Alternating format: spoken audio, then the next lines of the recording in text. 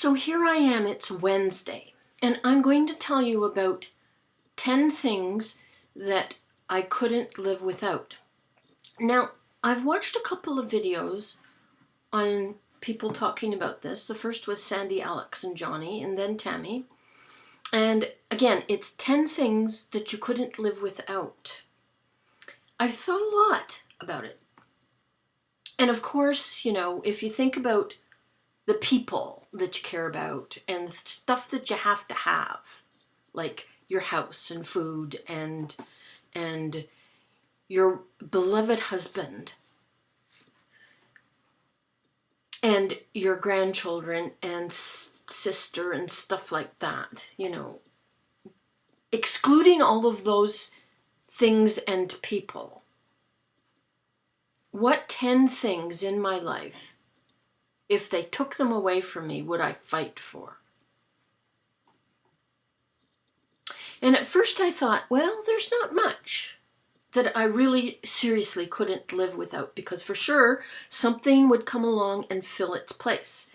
As you know, I've bitched about that kind of thing in the past, when something that is a favored product disappears off the market because people don't make it anymore. Something else comes along. But there are some things that I could say generically that I have to have. And the first thing, of course, is the internet. In today's age, I don't think that I could survive long without the internet. And if I couldn't have the internet because I was financially destitute, I'd have to find a job and get enough money to have the internet. Or I suppose I could go to the library. But as you see, you have to have the internet, so you go where you have to get it. And so the internet also includes my MacBook Pro and that stuff. And still on number one. So we're counting the internet and my MacBook Pro and of course all of YouTube. YouTube has become such a part of my life, I've almost categorized it into the people's part of this disjointed tell. Because the people's are a part of me, as is my family. Maybe not packed, but you're close. So that's number one. Second thing is my TV, of all things. There are some things on TV that I just have to see. For example, my favorite comedy show is The Big Bang Theory, and I think I like Sheldon. And there are a couple of other shows that I would miss. Plus, the TV is my access to rented movies, which takes me to the next thing that I have to have, and that's my hot air popcorn maker. Yep, I have to have that. Fourth thing is books. I have to have books. I could not exist if I couldn't read and turn a page on an actual book. I have to read. Fifth thing, are these two things. This pen, it's a Schaefer, white ball Schaefer. I have to have that. It goes with my purple ink. And in the same category, which number is this? 5, is this pencil. This pencil, I do a Sudoku puzzle every day, and I have to use this pencil. It's a Pilot, and as you can see, it has a Band-Aid on it. It's all cracked underneath that, and if I don't have the Band-Aid on, this part of the pen shoots across the room. But I have to have that pen.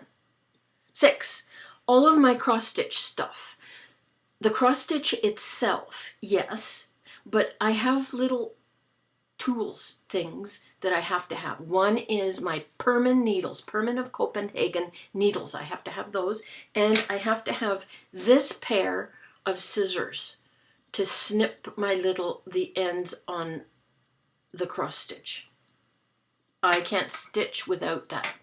The cross stitch, by the way, is important because I'm a fidgeter. And if I'm not cross stitching or crocheting, which I would categorize into number 6 as well, I fidget. And if I'm not cross stitching or crocheting or doing something with my hands while either the TV is on or I'm just sitting, I toss my knife.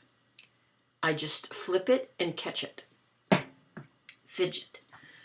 7 is lip stuff, and I have a whole selection of different lip stuffs.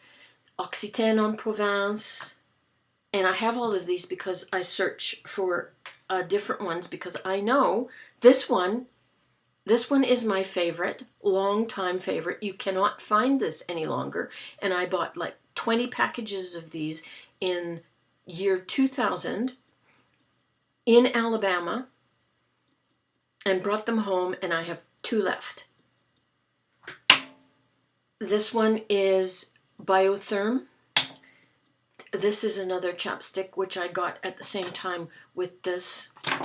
This is my lip gloss, and for me, I don't really wear lipstick, but this has become a small obsession. Clinique lip gloss. Burt's Bees. They're all over the place, probably 3 in my purse, just in case. Because if we're out and about and I don't have a lip thing in my purse or in the car, we have to come home. Number 8 is my bicycle. I love my bicycle. 9 are my 2 cameras, my G9 and my little point and shoot Canon. They're both Canons and I love them both. Love. Here I go. And the very last thing, the best of all things that I saved to the very end, the reason that I started to work in 1973, the only reason that I needed to find employment, I had to have butter. Butter. That's it, that's all.